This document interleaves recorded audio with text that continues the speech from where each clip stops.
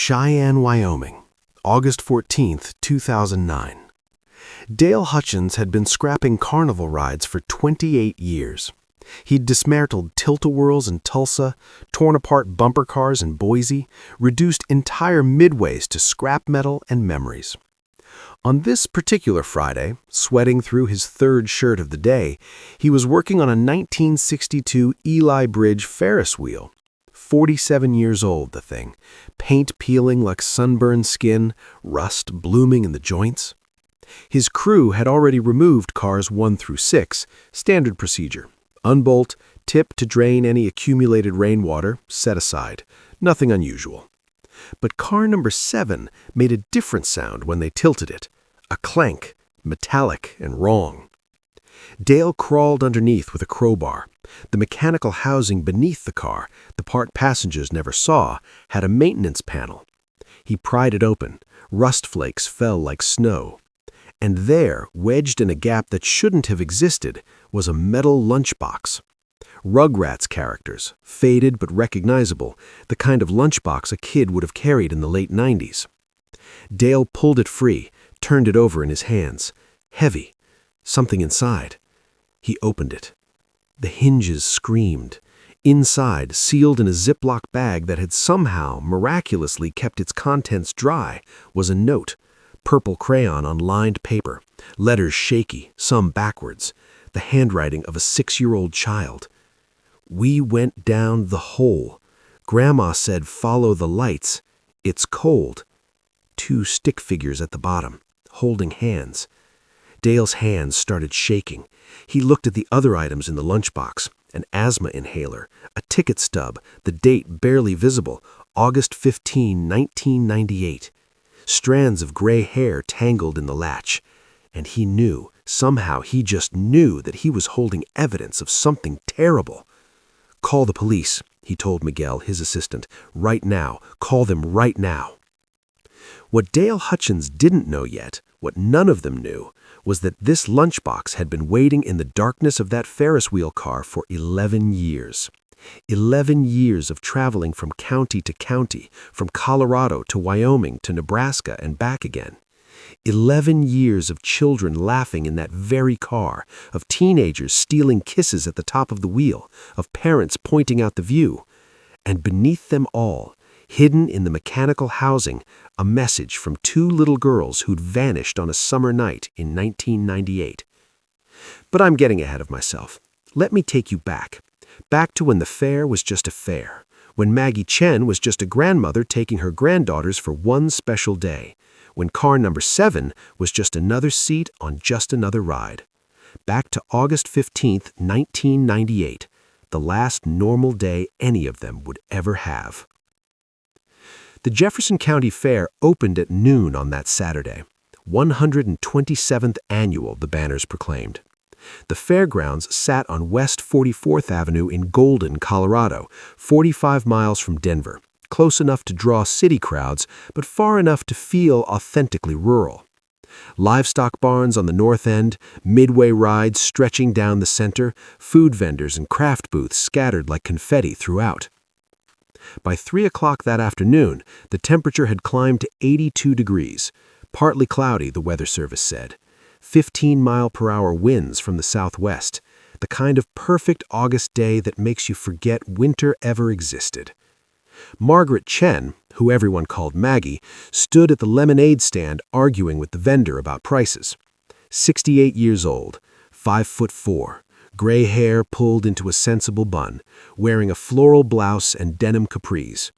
Reading glasses on a chain around her neck, the kind that made her look like somebody's grandmother, which is exactly what she was. $3? She squinted at the price board. Last year it was $2.50. The vendor, a teenager with braces, shrugged apologetically. "Inflation, ma'am." "Inflation, my foot. It's lemonade, not liquid gold." 2 small hands tugged at Maggie's on either side. Lily and Sophie Martinez, 6 years old, identical twins, except for the ways that mattered. Lily wore a purple Spice Girls t-shirt, Baby Spice grinning across her chest. Sophie had on a yellow sundress with sunflower print.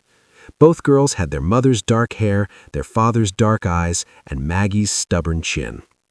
"Grandma," Lily whined, "can we go on the Ferris wheel now? You promised." "After we get lemonade." "But we've been here forever." "We've been here 2 hours, Lily. That's not forever." Sophie tugged harder. She was the quieter twin, the one who observed before acting. "Grandma, I'm thirsty too. Can we just get it so we can go?" Maggie sighed, pulled out a worn leather wallet, counted out exact change. The vendor poured 3 cups, more ice than lemonade, the way they always did. Maggie handed one to each girl, kept the third for herself. They'd arrived at 3.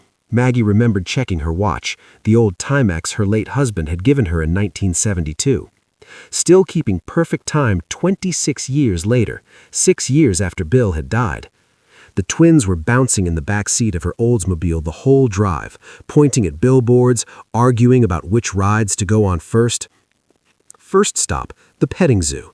Sophie loved animals, could spend hours watching them. She got nipped by a goat, though, a cranky billy goat with yellow eyes who didn't appreciate her petting technique.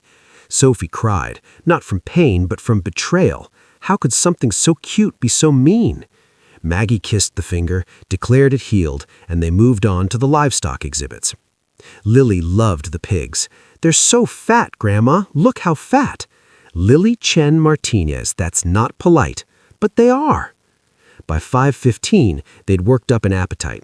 Maggie bought elephant ears from a booth called Crispy Cravings, run by a woman named Helen Morris, who'd been working county fairs for 30 years.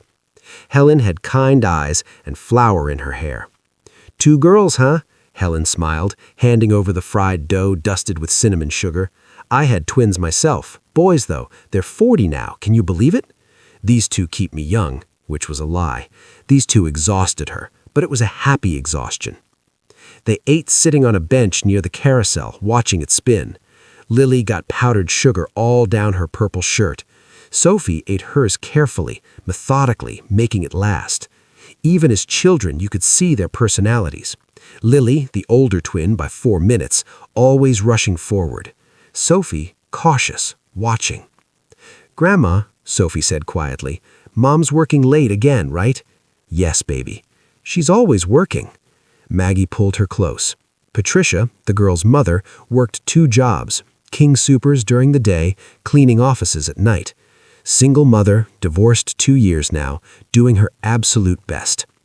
Tonight, Maggie had volunteered to take the girls to the fair so Patricia could pick up an extra shift.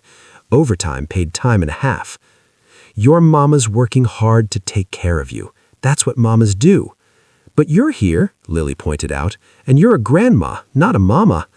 "Grandmas take care of people too, sweetheart." From 5:30 to 7, they rode everything. The tilt-a-whirl 3 times, Lily screaming with delight each time, Sophie clutching Maggie's arm but smiling. Bumper cars twice, both girls driving their own cars, ramming into each other and strangers with equal enthusiasm. The carousel, where Sophie chose a white horse with a pink mane, and Lily picked a tiger because tigers are cooler than horses, Sophie. By 7:15, Maggie's feet hurt. She'd worn sensible sneakers, but 68-year-old feet only had so much tolerance for concrete and standing. She found another bench, sat down harder than she meant to. "Girls, Maggie needs a rest." "But we haven't done the Ferris wheel yet." Lily's voice went up an octave, approaching whine territory. "Just one more ride," Sophie added. "Please, you promised this morning." Had I? Maggie couldn't remember, but those eyes, both of them, pleading and hopeful.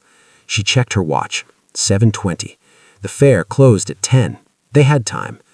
"One more ride," she agreed. "Then we go home." The Ferris wheel stood at the north end of the midway, impossible to miss. 45 feet tall, 12 cars, painted red and yellow with 144 bulbs chasing each other in an endless pattern. Red, yellow, blue. Red, yellow, blue. A 1962 Eli Bridge Company Model 16. The same model that had been rotating at county fairs since Kennedy was president. The line stretched back 23 people, Maggie counted, the way she always counted things, a habit from her years as a bank teller. The family directly ahead of them was the Johnsons, Mark and Sarah Johnson, their 9-year-old son, Tyler. Maggie didn't know their names yet, but she would learn them later. Everyone would. Sarah Johnson turned around, smiled at Maggie. Long day? You have no idea. How old are yours? 6. Twins. Wow, I had one and thought I was overwhelmed. They chatted while the line inched forward. Sarah complained about fair food prices. Maggie agreed heartily, still bitter about that $3 lemonade. Mark Johnson talked about the livestock exhibits, how the prize bull weighed nearly 2,000 pounds. Tyler Johnson showed the twins his prize from the ring toss, a small stuffed bear. I'm going to name him Ferris, Tyler announced, because I won him at the fair. That's not how you spell fair, Lily corrected. She was learning to read, very proud of it. The girls talked about school starting in 2 weeks, 2nd grade, which felt enormously important. Sophie mentioned her teacher, Mrs. Henderson, who was supposed to be nice. Lily said she hoped she didn't get Mrs. Alvarez, who gave too much homework. Grandma says this is our special day, Lily told Sarah Johnson, because Mom's working late again. Maggie felt her cheeks warm. She didn't like advertising Patricia's situation, but Lily had no such filter. The temperature was dropping now, that evening chill starting to creep in. Sophie shivered in her sundress. Maggie wished she'd brought sweaters, but who brings sweaters to a fair in August? The Ferris wheel dominated the darkening sky ahead of them. Up close, you could see its age, paint chipped in places, rust spots bleeding through. But the lights still chased each other in their eternal pattern, and the calliope music still played, and children still screamed with delight at the top. The operator was a young man, maybe 19, wearing a Stardust Amusements t-shirt. Name tag said Jimmy. He had a Walkman clipped to his belt, headphones around his neck, and the bored expression of someone working their 2nd summer at the same job. But Maggie noticed something else. He checked every lap bar 3 times before releasing each car, triple-checking everything, paranoid about safety. She'd learn later why. A lawsuit in '96, a child who'd nearly slipped under a lap bar on a different ride. Nothing to do with Jimmy, but it had made every operator nervous. 7:43. The Johnsons boarded car number 5. Maggie checked her watch again. A habit. 7:45. Their turn. Car number 7 rolled into position. Jimmy opened the gate with a theatrical bow. Your chariot awaits, ladies. Immediately, Lily claimed the spot next to Maggie. Sophie protested. I wanted to sit next to Grandma. You're older, I get first choice. 4 minutes counts. Maggie settled it by putting herself in the middle, a twin on each side. The metal seat was cold through her capris. The lap bar came down with a solid click. Jimmy checked it once, twice, 3 times. Everybody secure? As secure as $3 worth of lemonade, Maggie joked. He laughed. Is this safe for a 68-year-old heart? Safest ride here, ma'am. Enjoy the view. The wheel lurched into motion. Sophie grabbed Maggie's hand. Lily whooped with excitement. They rose into the twilight, the fairgrounds spreading out below them. From up here you could see everything. The livestock barns with their peaked roofs, the midway stretching like a river of lights, the parking lot half full of cars. Beyond that, the hills of Colorado, purple in the fading light. Look, Lily pointed. You can see our car. Where? There, the blue one. They reached the 9 o'clock position, still climbing. Maggie looked down and saw the Johnsons in car 5, already descending on the other side. Sarah waved. Maggie waved back.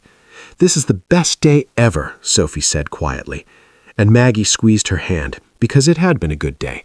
Her feet hurt, and she was tired, and she'd spent more money than she planned, but the girls were happy. That's what mattered.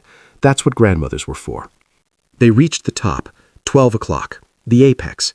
You could see for miles up here, the city lights of Golden starting to flicker on, the first stars appearing in the darkening sky, the whole world laid out like a promise. I love you, Grandma. I love you too, sweetheart, both of you. The wheel kept turning. They started their descent, moving down the backside now, away from the loading platform. 7:47. Maggie didn't check her watch this time, but the security camera recorded it. 7:47 and 18 seconds. The car swayed slightly in the wind. Sophie leaned into Maggie's shoulder. Lily was already planning what ride to go on next, even though Maggie had said this was the last one. Can we do bumper cars again? "We're going home after this." "But Grandma—" "We'll come back next year." Next year. Such a simple promise, such an easy assumption. Next year the fair would return, the rides would be here, they'd all be alive and healthy and together. They were descending faster now, approaching the platform. 7:48, 45 seconds. Through the metal framework of the wheel, Maggie could see Jimmy waiting, ready to open the next car. The Johnsons were already off, walking toward the exit. 7:49. The car swayed. Sophie's hand tightened in hers. "Grandma, I felt something move." "It's just the ride, baby. We're fine." But something did feel different. A slight shift in the car's motion, a subtle wrongness that Maggie couldn't quite identify, like the moment before you realize you've forgotten something important, before you know what it is, but after you know something's wrong. The platform was close now, 10 feet, 5 feet. She could see Jimmy's bored expression change to attention as their car approached, and then, where do I tell you this? The moment everything changed? Because here's the thing about mysteries, about disappearances. There's never a clean moment when normal becomes nightmare. It's gradual, then sudden, like falling asleep, except you never wake up. What I can tell you is this. Car number 7 should have arrived at the loading platform at 7:49 and 18 seconds. The security camera from the ticket booth, grainy VHS quality, 50 yards away, recorded the whole thing. 7:49 and 12 seconds, car 7 visible, descending. 7:49 and 18 seconds, car 7 reaches platform level. 7:49 and 22 seconds, Jimmy Valdez opens the gate, steps back to let passengers exit. 7:49 and 25 seconds, Jimmy's face changes. Confusion. He looks inside the car, around it, up at the wheel mechanism above. 7:49 and 31 seconds. Jimmy stops the wheel. Emergency stop. The whole ride jerks to a halt. 7:49 and 44 seconds. Jimmy runs to car 7, physically climbs in, looking under the seat, checking the floor. The car was empty. Maggie, Chen, and Lily and Sophie Martinez were gone. The lap bar was still locked in place. The floor of the car was intact, solid steel, no holes. The car had never stopped during its rotation. It had been in view of hundreds of people the entire 4-minute cycle, and now it was empty. Jimmy would later tell police that his first thought was they'd somehow fallen out during the ride, but the lap bar was still locked. They couldn't have. His second thought was that he was losing his mind. His third thought was to hit the emergency stop and call for his supervisor. Terry Grant, the ride supervisor, arrived at 7:52. He assumed Jimmy was confused, that the three had gotten off somehow on the other side of the wheel, wandered away. But how? The wheel never stopped mid-cycle. They radioed security. 4 guards started searching the immediate area, the tilt-a-whirl, the game booths, the restrooms. Nothing. 8 o'clock, Jefferson County Sheriff's Office received the call. Dispatcher Linda Kowalski took it, and she remembered because it was her birthday. 37 years old, sitting in a sheriff's office taking a call that would define the next 2 decades of her life. Sheriff Tom Bradley arrived at 8:15 and made a decision that would prove both necessary and controversial. He locked down the fairgrounds. All exits sealed. No one leaves. All 2,000 people present that Saturday evening were now witnesses, suspects, or both. The announcement came over the PA system at 8:20. "Ladies and gentlemen, we need everyone to remain calm. We're looking for a missing grandmother and 2 children. If you've seen an older woman with gray hair in a bun, floral blouse, with 2 6-year-old twin girls, one in a purple shirt, one in a yellow dress, please report to security immediately." Panic moves through a crowd like weather. Parents grabbed their children tighter. Teenagers complained about wanting to leave. Elderly fairgoers wondered if there was a predator loose, someone dangerous. The search began in earnest. Every ride shut down and inspected. All 14 public restrooms checked multiple times. The livestock barns, each stall examined. Vendor stalls searched. The parking lot, cars examined. K9 units arrived at 9:15. 2 Belgian Malinois, Max and Sadie, trained in search and rescue. The dogs tracked scent to the Ferris wheel loading platform, and then Nothing. Officer Maria Ramirez, the canine handler, stood at the exact spot where car 7 arrived empty and watched Max circle the same 3-foot area over and over. The dog was confused. The scent was here. Maggie, Lily, and Sophie had been right here, but the trail ended, like they had evaporated. "It's like they just disappeared," Ramirez told Sheriff Bradley. "The dogs can't pick up a trail beyond this platform." By 10 o'clock, the FBI had been contacted. Child Abduction Unit. 3 agents were en route from Denver. The Johnsons, Mark and Sarah and Tyler, were interviewed in detail. They'd been in car 5 right before Maggie and the twins. "We rode right before them. When we got off, they were next in line. I remember because Tyler was showing the little girls his stuffed bear. I waved at the grandmother when we were at the top. Their car was descending, ours was going up. She waved back. The girls were laughing. They looked happy." Tyler Johnson, 9 years old, remembered. "The girls were arguing about something, who got to sit next to their grandma, I think, but in a nice way, not mean arguing." Jimmy Valdez, the ride operator, was interviewed for 3 hours. Initially, he was a suspect. Young, working class, easy to blame. But the polygraph cleared him. The timeline cleared him. The security footage cleared him. He'd never left the operator booth. He was visible the entire time. "I don't understand," he kept saying. "I checked that lap bar 3 times. 3 times. They couldn't have gotten out." Between midnight and 3 a.m., the fairgrounds remained locked. 2,000 people growing increasingly angry, exhausted, children crying, parents demanding to go home. Sheriff Bradley made the difficult decision to release everyone at 3 a.m., but only after collecting contact information from every single person present. The media arrived just after midnight, news vans from Denver setting up outside the gates, satellite dishes rising like metal flowers. By 3 a.m., when the attendees were finally released, most were angry and tired. Some felt violated, having been held for 7 hours. But a very few, understood why. 3 people had vanished, a grandmother and 2 6-year-olds, gone from a locked car on a moving Ferris wheel. How does that happen? Patricia Martinez got the call at 2:30 a.m. She'd been working the night shift at King's Supers, stocking shelves, when a sheriff's deputy arrived. They wouldn't tell her anything over the phone, just asked her to come to the fairgrounds immediately. She knew. Somehow, even before they said it, she knew. You have those instincts as a mother. When the deputy's face went soft with pity, when he said, "Ma'am, you need to sit down," when he mentioned her daughter's names. "Where are they?" Patricia had demanded. "Where are my babies?" The press conference at 6 a.m. showed a devastated Patricia Martinez collapsing on camera, held up by 2 police officers. The images of Lily and Sophie released to the media were their school photos from the previous spring. Identical faces, but different expressions.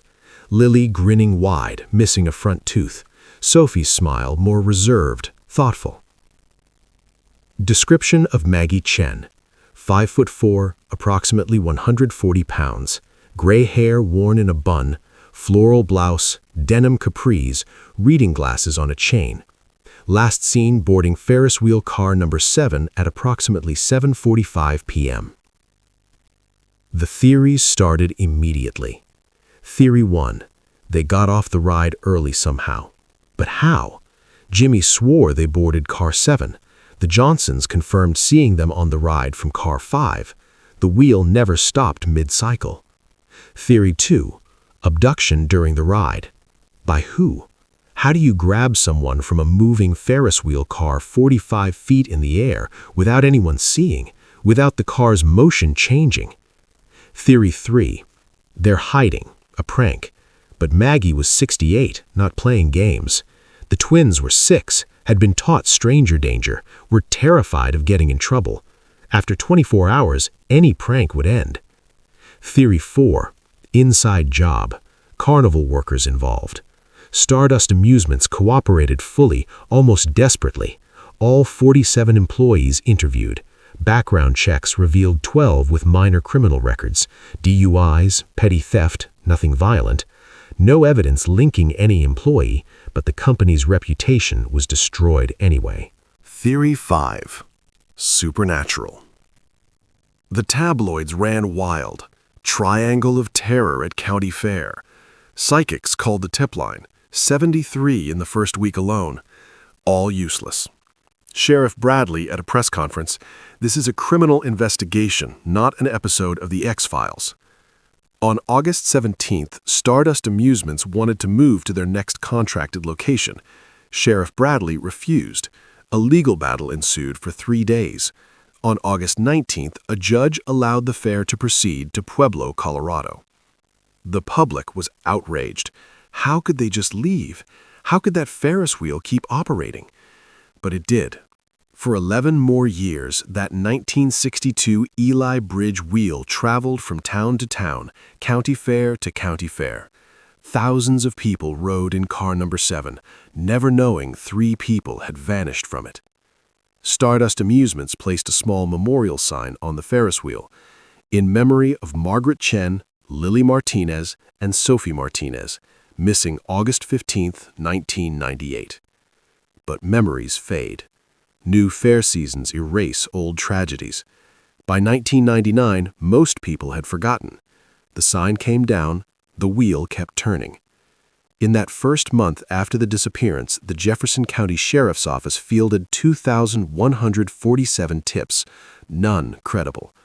All 340 registered sex offenders in Colorado were interviewed, all cleared. Searches expanded to a 50-mile radius, nothing. On August 30th, 1998, exactly 15 days after the disappearance, Sheriff Bradley held another press conference. "We're not giving up," he said, looking 20 years older, "but we've exhausted every lead. We need the public's help. Someone knows something. Someone saw something." But apparently, no one had. Patricia Martinez quit her job at King Soopers, couldn't focus, couldn't function. She moved in with her mother, Maggie's mother, Emma Chen, who was 74 and devastated, her daughter and granddaughters gone in one night. Patricia started an organization, Fair Safety Coalition, advocating for stricter carnival regulations, more safety inspections, better training for operators. It gave her something to do, a way to channel grief into action. She appeared on Oprah in March 1999. "I just want my babies back," she said, crying into Oprah's shoulder while America watched. "I just want to know what happened." Dateline NBC did a special in May 2000, The Ferris Wheel Mystery. 30 minutes of interviews, reenactments, theories. It solved nothing but kept the story alive. Patricia never remarried, never had more children, kept Lily and Sophie's bedroom exactly as it was on August 15, 1998. Purple Spice Girls posters on Lily's side, Sophie's stuffed animals arranged on Sophie's bed, waiting for them to come home. Every August 15th, she held a vigil at the fairgrounds. The first anniversary, in 1999, drew 300 people, the second, 87. By the 5th anniversary, it was down to 20. Patricia, her mother Emma, a handful of family friends. People move on, even from unsolved mysteries, even from missing children. Sheriff Tom Bradley retired in June 2003, 5 years after the disappearance. "The Martinez case is my one regret," he told the local newspaper. "Everything else I could solve or accept, but those 3 people just vanishing, that'll haunt me until I die." The new sheriff, Linda Vasquez, reviewed the entire case file her first week on the job, found nothing her predecessor had missed. The investigation was thorough, professional. They'd done everything right. And still, nothing. The fairgrounds where it happened closed in 2002, sold to developers. They tore down the livestock barns, paved over the midway, built a strip mall, a Target, a Starbucks, a Petco. Normal suburban sprawl erasing history.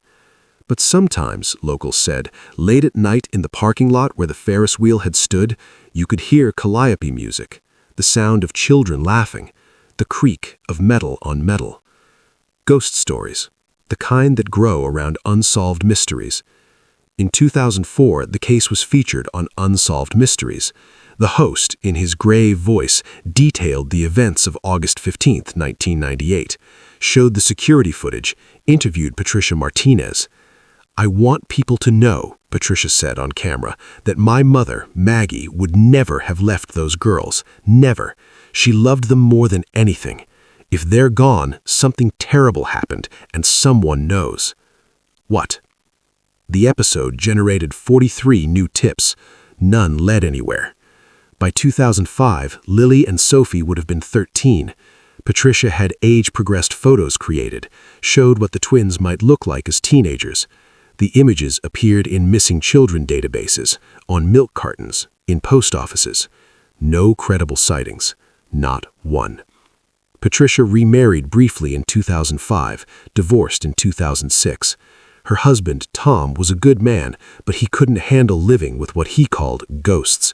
The bedroom shrine to the girls, the annual vigils, the way Patricia would sometimes set the table for 4, forgetting for a moment that Lily and Sophie weren't coming to dinner.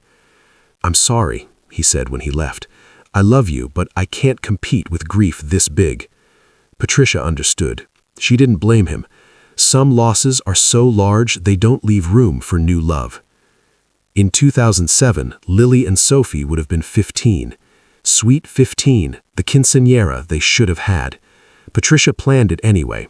Hired a small venue, invited family and friends, played their favorite music from when they were 6, served their favorite foods, celebrated the daughters who existed only in memory now. People thought she was crazy. Maybe she was, but grief makes us all a little crazy. The DNA of all 3, Maggie, Lily, and Sophie, was entered into national databases, compared against 47 sets of unidentified children's remains found between 1998 and 2007. No matches. Which meant either they'd never been found or they were still alive somewhere. The latter seemed increasingly unlikely with each passing year. By 2008, 10 years after the disappearance, the case was functionally cold. Still officially open, but with no active leads, no new evidence. Just a mystery that refused to solve itself. The 1962 Eli Bridge Ferris wheel continued its circuit. Colorado, Wyoming, Nebraska, Kansas, New Mexico. The same 5-state rotation it had been doing since the 1960s. By 2008, it was 46 years old, ancient by carnival standards. Stardust Amusements had changed its name to American Midway in 2000, trying to escape the association with the Martinez case. In 2008, they made the decision to retire the oldest rides in their fleet, including the Ferris wheel. In June 2009, they sold it to Rocco's Salvage and Scrap in Cheyenne, Wyoming.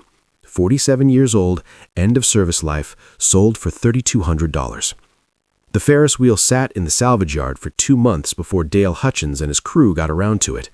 They were busy with other projects, scrapping rides from a defunct amusement park, breaking down industrial equipment.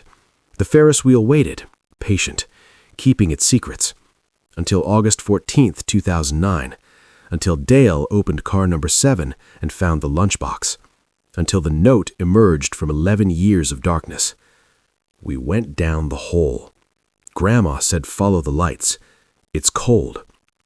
Before we go further, I want you to pause and think about what you're watching. This isn't just a mystery. It's real people, real families destroyed. When you share this video, when you comment below, remember that Patricia Martinez might see it. That Emma Chen, Maggie's mother, lived until 2014 and spent her final years never knowing what happened to her daughter and granddaughters. I'm telling you this story because the truth matters. Because after 11 years of silence, that lunchbox finally spoke. But what it said was more heartbreaking than anyone expected. Where are you watching this from? Drop a comment below. And if you're just joining us now, hit that like button, subscribe if you haven't already, because this story gets more complex, more devastating, and ultimately more revealing than you can possibly imagine. Cheyenne police officer Marcus Webb arrived at Rocco's Salvage at 3:17 p.m. on August 14, 2009. He was 43 years old, had been with Cheyenne PD for 19 years. Before that, he'd been a rookie in Denver. The Martinez case. He'd worked it, just for 3 days, assisting Jefferson County, but he remembered every detail. You don't forget something like that. Dale Hutchins met him at the gate, still holding the lunchbox. "I didn't touch anything else. After I saw the note, I just closed it up and called you." Marcus pulled on latex gloves, took the lunchbox carefully. The Rugrats characters were barely visible through rust. Angelica, Tommy, Chucky, late 90s. He opened it. The Ziploc bag had protected the contents remarkably well. The note, purple crayon on lined paper, "We went down the hole. Grandma said follow the lights. It's cold." Signed with 2 stick figures holding hands. The asthma inhaler, albuterol. Prescription label faded but partially readable. The ticket stub, Jefferson County Fair, August 15, 1998, admit 1 child. Strands of gray hair. And something else Marcus almost missed. A small plastic bag inside the larger Ziploc. Dirt. Coal-black dirt and would look like minerals. Underground soil. "The Martinez case," Marcus said quietly. "What?" "Grandmother and 2 twins. Vanished from a Ferris wheel in Colorado, August 1998. Marcus looked at Dale. "Was this the wheel?" "I didn't know. We just bought it for scrap." Marcus called his supervisor, who called the Wyoming State Crime Lab, who called Jefferson County Sheriff's Office in Colorado. On August 15, 2009, exactly 11 years to the day of the disappearance, Patricia Martinez received a phone call. She was at work. She'd become a manager at a Target in Boulder, made enough to live modestly, alone, in a small apartment. She'd turned 45 that year.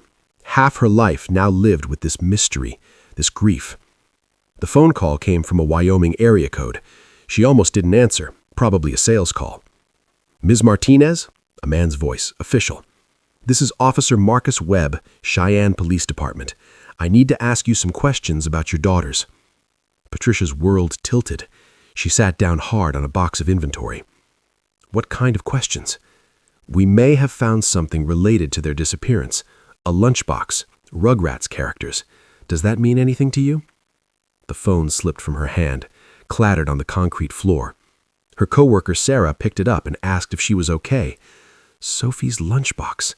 She never went anywhere without it. They worked fast after that.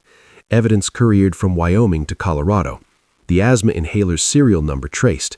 Prescription filled July 28, 1998 at the King Soopers Pharmacy where Patricia still works sometimes. The hair tested? Mitochondrial DNA match to Maggie Chen, 99.6% certainty. The dirt analyzed, coal dust and minerals consistent with underground mining, specifically minerals found in Colorado coal mines from the early 20th century. The note sent to a handwriting analyst. Compared against Sophie's schoolwork from 1st grade, papers Patricia had saved in a box marked keepsakes. Conclusion? Highly consistent with Sophie Martinez's handwriting, age 6. Formation of letters, pressure applied, spacing all match known samples. The ticket stub authenticated. Real ticket from Jefferson County Fair, August 15, 1998. Everything checked out, which meant that note was real. Maggie and the twins had gone down the hole. They'd followed the lights. They'd been cold. Where? And how had the lunchbox ended up in the mechanical housing of Car 7? Sheriff Linda Vasquez called a press conference on August 20, 2009. "We're reopening the Martinez case as an active investigation. New evidence has emerged suggesting Margaret, Chen, and Lily and Sophie Martinez may have accessed an underground structure beneath the fairgrounds on the night of their disappearance." The media exploded. Every news outlet that had covered the story in 1998 sent crews. The 11-year-old cold case was hot again. Patricia Martinez stood beside Sheriff Vasquez at the press conference. She looked older, thinner, exhausted. But there was something else in her face now. Not hope exactly. Possibility. "I'm asking anyone with information about underground structures, old mines, tunnels in the Golden, Colorado area, specifically near the old fairgrounds on West 44th Avenue, to please contact investigators." Engineers and historians started calling within hours. The fairgrounds location had a history. The land had been privately owned until the county purchased it in 1963. Before that, from 1919 to 1932, it had been the site of the Golden Valley Coal Company, a coal mine operating for 13 years during and after World War I, closed during the Great Depression when the coal vein was depleted. According to county records, all entrances were supposed to have been sealed in 1934. Supposed to have been. On August 21, 2009, Sheriff Vasquez obtained a court order to excavate the old fairgrounds location. The strip mall owner was not happy. "You're going to destroy my parking lot?" "If necessary, yes." They started on August 22nd, ground-penetrating radar first, mapping what lay beneath the concrete and asphalt. The radar operator, a geology student from Colorado School of Mines, spent 6 hours walking a grid pattern with her equipment. "There's definitely something down there," she reported. "Void spaces. Man-made, looks like, about 12 feet down." Excavation began on August 23rd. They rented a backhoe, hired a private contractor willing to work over the weekend, started digging where the radar showed the most promising readings. 3 feet down, 2000s-era concrete, the strip mall parking lot. 5 feet down, older concrete, 1970s construction. 8 feet down, dirt and rock. 11 feet down, rotted wooden beams. 12 feet down, the excavator's bucket punched through into empty space. Air rushed out, cold and stale, the smell of earth and coal and time. A tunnel. The excavator operator stopped immediately. Sheriff Vasquez called in structural engineers and mine safety experts. On August 25th, at 3:17 p.m., they made entry. The tunnel entrance was brick-lined, about 6 feet tall and 4 feet wide, 19th century construction techniques. The bricks were crumbling, roots growing through the mortar, but the structure had held. "This is from the coal mine," the structural engineer confirmed. "Early 1900s. They were supposed to fill all these tunnels in 1934. "Supposed to," Sheriff Vasquez repeated. County records showed that the Golden Valley Coal Company had filed paperwork in 1934 certifying all mine entrances had been sealed, but either they'd lied or they'd missed one, this one, directly beneath where the Ferris wheel had been positioned on August 15, 1998. They assembled a search team, 12 people, Sheriff Vasquez, 4 deputies, 2 FBI evidence recovery specialists, 2 mine safety experts, a structural engineer, and 2 paramedics.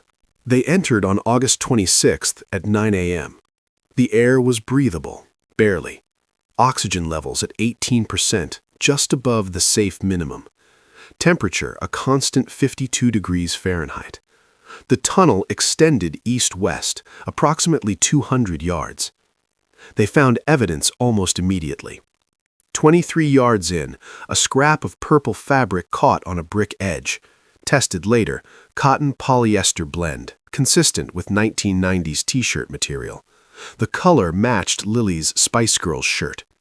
67 yards in, a small footprint in dried mud, child-sized, measured at size 12 children's. Both Lily and Sophie wore size 12. The footprint showed they'd walked this way. Multiple prints, actually, overlapping, like they'd gone back and forth several times. 89 yards in, an adult footprint, size 7 women's. Maggie wore size 7, but this print showed something else. The right foot dragged slightly, like she was limping. At 120 yards, the tunnel opened into a chamber, 15 feet by 20 feet, what miners would have used for ore storage or equipment. This was where they'd stayed. The evidence made it clear. A makeshift bed, fabric identified as Maggie's floral blouse, torn into strips and laid over old burlap sacks. A fire pit, stones arranged in a circle, ash and charcoal remnants. Carbon dating later confirmed, August 1998. A water source, slow drip from the ceiling collected in a natural depression in the rock. The water was rust red from iron minerals, but drinkable. A corner sectioned off with rocks, a bathroom area. Maggie had maintained modesty and hygiene even here, even in the dark. And on the wall, scratched with a rock or sharp object, in a child's unsteady hand, Day 1, Day 2, Day 3, Day 4, Day 5, Day 6. Next to Day 6, Grandma's sick. Sophie's handwriting, matched later to the note in the lunchbox. 6 days. They'd survived down here for 6 days. The forensic team documented everything. Dust samples showed human DNA matching Maggie, Lily, and Sophie. Ash samples showed burned cotton, polyester, paper. They'd burned clothing and paper from the lunchbox to stay warm and create light. 52 degrees doesn't sound cold, but when you're 6 years old wearing summer clothes with no way to warm up, 52 degrees is hypothermia territory, especially over days. Cause of death, theoretical, hypothermia, dehydration, starvation, in that order. But where were the bodies? The team searched the chamber thoroughly. No remains, no bones, nothing. The tunnel continued past the chamber. They followed it. At 145 yards, another child's footprint, just one, Sophie's size. No adult prints beyond this point. Interpretation: Lily or Sophie, maybe both, had ventured further without Maggie. Either Maggie was too weak to go with them, or she was already dead. At 167 yards, another wall scratching. We're following the lights like Grandma said. The lights. The search team saw them too. Faint greenish glow on the tunnel walls, not bright, but visible in the total darkness. Bioluminescent fungi. Pinellus stypticus, commonly called bitter oyster. It grows on rotting wood in abandoned mines and caves. In total darkness, it emits a faint glow, enough to see, barely. To desperate people in 1998, to a grandmother trying to find an exit in the dark, these glowing patches would have looked like lights. Exit lights. Signs showing the way out. Except they didn't show the way out. The fungi grows in damp, dark conditions, deeper in the mine, not toward exits. Following the lights would lead you further into the darkness, not toward safety. Maggie had made a terrible mistake. At 218 yards, the tunnel ended, completely blocked by a cave-in. Massive rockfall, tons of stone and earth. The collapse was old, pre-1998, probably from the 1930s or 40s when the mine was first abandoned. No way through. This was where the trail ended. No bodies, no remains, no sign of Lily and Sophie beyond that wall scratching at 167 yards. The search team spent 3 more days mapping the tunnel system, found additional branches, smaller passages, some collapsed, others leading to dead ends. Total, 1.4 miles of tunnels mapped. Remains found? 0. Sheriff Vasquez held another press conference on September 3, 2009. We believe we've located where Margaret Chen and Lillian Sophie Martinez spent their final days. Evidence strongly suggests they accessed an underground tunnel system beneath the fairgrounds on the night of August 15, 1998.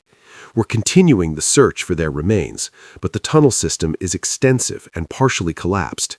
It may take months to search completely. Patricia Martinez's statement read by a family spokesperson because she couldn't speak without breaking down. I'm grateful to finally have some answers. My mother and my daughters didn't vanish. They didn't suffer at the hands of a monster. They were together. Mom protected the girls as long as she could. They died trying to find their way home. I can live with that. It's more than I've had for 11 years. But the questions remained. How did they access the tunnel? Why didn't anyone hear them? Where are the bodies? The investigation continued for months. Geologists determined that the tunnel entrance had been partially concealed by the Ferris wheel's base platform. Not completely covered, but obscured. A gap of approximately 18 inches between the platform's edge and the ground. Theory: Lily and Sophie, being 6, curious, might have seen the gap. Might have thought it was a secret passage or adventure. Kids that age don't understand danger the way adults do. They could have climbed down. Maggie, seeing them disappear, would have immediately followed. In the darkness and confusion, they couldn't find their way back up. The platform above blocked most light.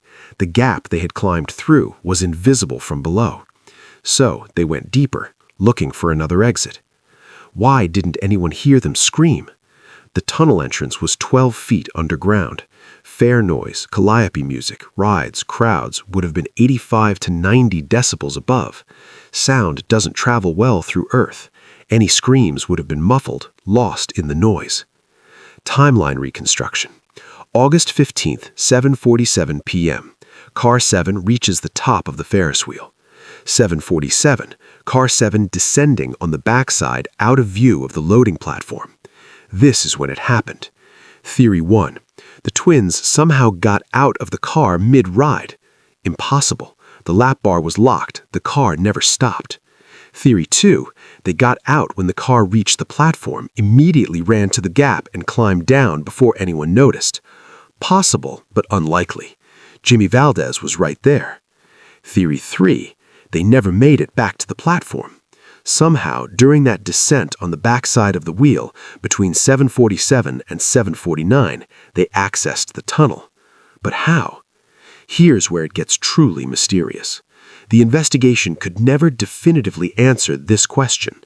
Best theory: structural defect in the Ferris wheel's platform that created a momentary alignment between Car 7 and the tunnel entrance during rotation. Perhaps a gap in the platform floor. Perhaps the car's position at a specific point in the rotation. The wheel was 47 years old in 1998. It was inspected, yes, but not thoroughly. Small gaps, minor defects, they happen. Maybe, just maybe, at 7:47 p.m. on August 15, 1998, Car 7 passed over the tunnel entrance at exactly the right angle, and something happened. A gap opened. The twins fell through. Maggie climbed or fell after them. By the time the car returned to the platform at 7:49, they were already below ground. It's the only theory that fits all the evidence. But it's still just a theory. The platform was inspected in 2009. No gaps found. But 11 years had passed. Repairs might have been made. The defect might have been temporary, created by the specific weight distribution when Maggie and the twins were in the car. We'll never know for certain. What we do know is what happened after they reached the tunnels. Day 1, August 15th, night. They explore, looking for an exit, find the chamber. Maggie, a practical woman, makes a decision to stay put, create a base, wait for rescue. But no rescue comes. The search above focuses on the fairgrounds, the parking lot, the surrounding area. No one thinks to look 12 feet underground. Day 2, August 16th. They're cold, hungry, scared. Maggie builds a fire using debris from the tunnel, paper from Sophie's lunchbox, maybe matches from her purse if she had any. Or maybe she used friction, rocks, desperation. The fire provides warmth and light. Not much, but enough. They drink from the ceiling drip. Not much, but enough to survive. Sophie's asthma starts acting up. The cold, the dust, the stress. She needs her inhaler. Day 3, August 17th. Maggie is limping. The drag mark in her footprint suggests she injured her ankle or leg, climbing down maybe, or slipping on the wet tunnel floor. They eat. What? The lunchbox probably had snacks, goldfish crackers, fruit snacks, the kind of things mothers pack. Maybe Maggie had a granola bar in her purse. Not enough for 3 people for multiple days, but they rationed. Day 4, August 18th. Desperation setting in. The fire is dying. They've burned almost everything burnable. The cold is constant, relentless. Maggie makes a decision. They can't stay here. They need to find an exit. They see the lights, the bioluminescent fungi, glowing faintly on the tunnel walls. Follow the lights, Maggie says. They'll lead us out. Day 5, August 19th. They follow the lights deeper into the mine. Maggie can barely walk. The twins are weak from hunger and cold. They find more fungi, more lights. Keep following them. Going the wrong direction, away from the entrance, toward the collapsed section. Day 6, August 20th. Sophie scratches on the wall. Grandma sick. Maggie is dying. Hypothermia, exhaustion, possibly a heart attack. She's 68, trapped underground in 52-degree cold for 6 days with no food and minimal water. She knows she's dying. She tells the girls to keep following the lights, to find the way out, to go home to their mother. Lily and Sophie, 6 years old, watch their grandmother die. And then, they're alone. What happened after day 6? The evidence suggests they kept going, kept following the lights, found the collapsed section at 218 yards, realized they were trapped. At some point, maybe realizing they were going to die, one of them, probably Sophie, wrote the note, sealed it in the lunchbox with the inhaler, the ticket stub, some of Grandma's hair. Then they somehow got the lunchbox back to the tunnel entrance, tried to push it through the gap above, hoping someone would find it. The lunchbox fell into that housing beneath car 7. The lunchbox became wedged there. The twins never made it back up. They died somewhere in those tunnels. Maybe near the collapsed section, maybe in a side passage, maybe buried under a secondary collapse that happened in the years after. Their bodies were never found. September through December 2009, the search continued. 47 additional entry attempts at various points. Ground-penetrating radar across the entire old mine property. Total of 3.8 miles of tunnels ultimately mapped. Collapsed sections prevented full exploration. Too dangerous. The mine was unstable, could collapse further at any moment. December 15, 2009, the decision was made to seal the tunnels permanently, fill them with concrete. Too dangerous to leave open, and the likelihood of finding remains after 11 years was minimal. Patricia Martinez objected. "My babies are still down there." But the engineers were unanimous. The tunnels could collapse completely at any time. We can't risk more lives. The tunnels were sealed. October 2009, Patricia held a memorial service. No bodies to bury, but she needed closure. Fairmount Cemetery in Denver. A headstone erected. Margaret - Maggie Chen, 1930 to 1998. Lily and Sophie Martinez, 1992 to 1998. Forever together, forever loved. No dates of death listed.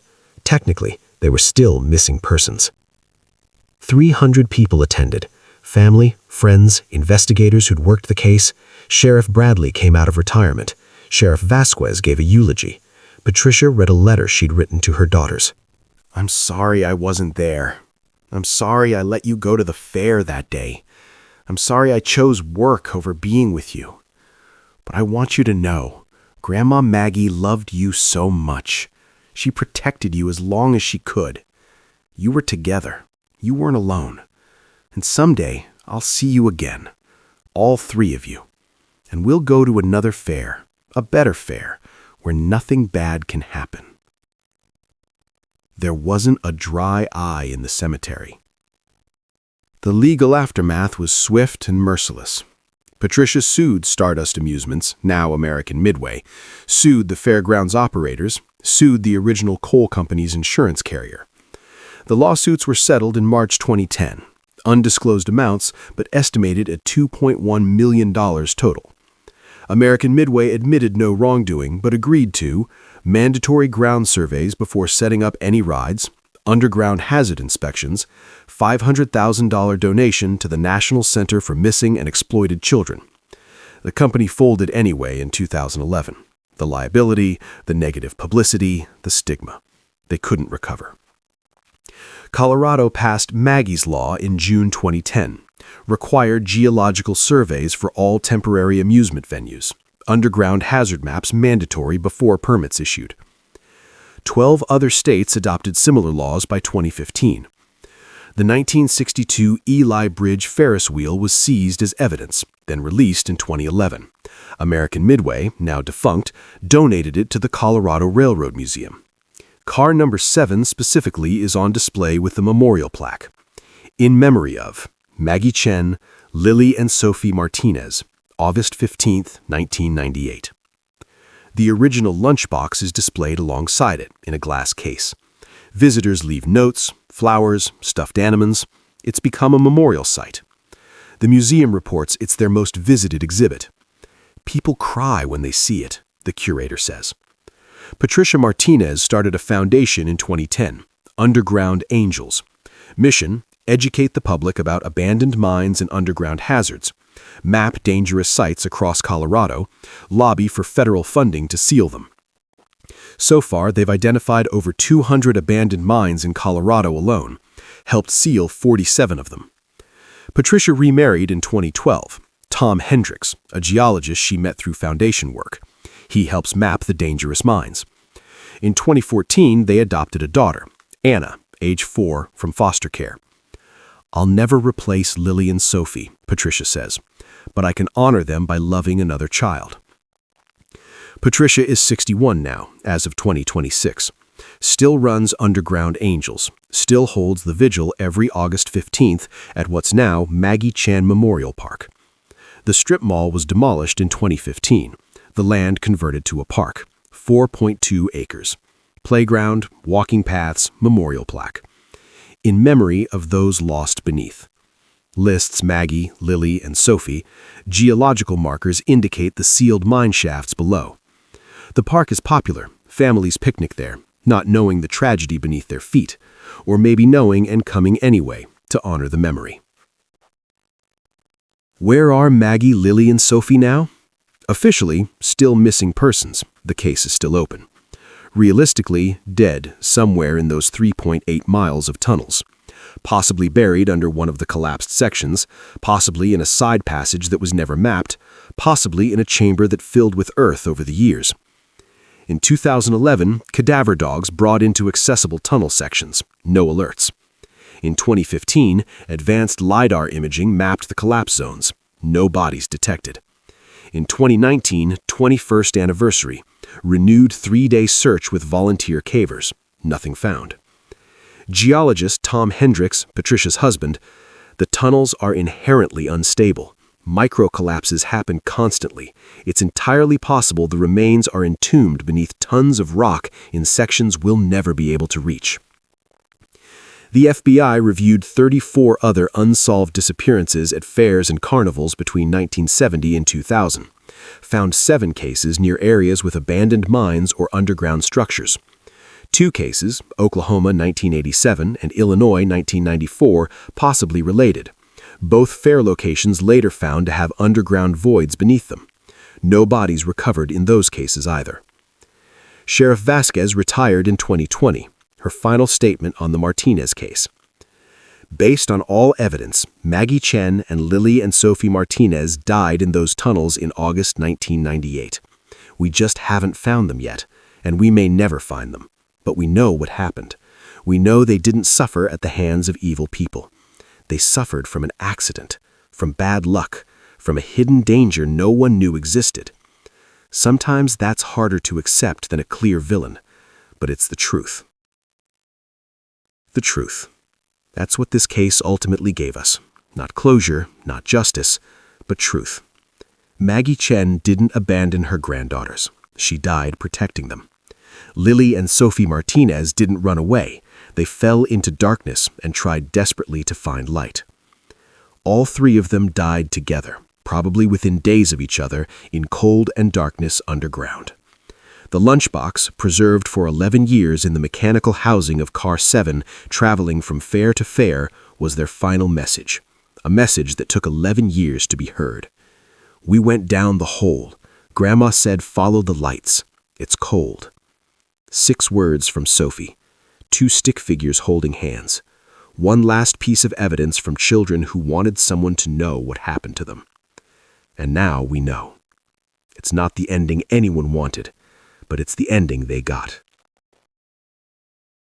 Since 2010, because of Maggie's Law and the work of Underground Angels, 2,300 dangerous abandoned mines have been sealed across the United States. Federal funding for abandoned mine lands increased by $47 million.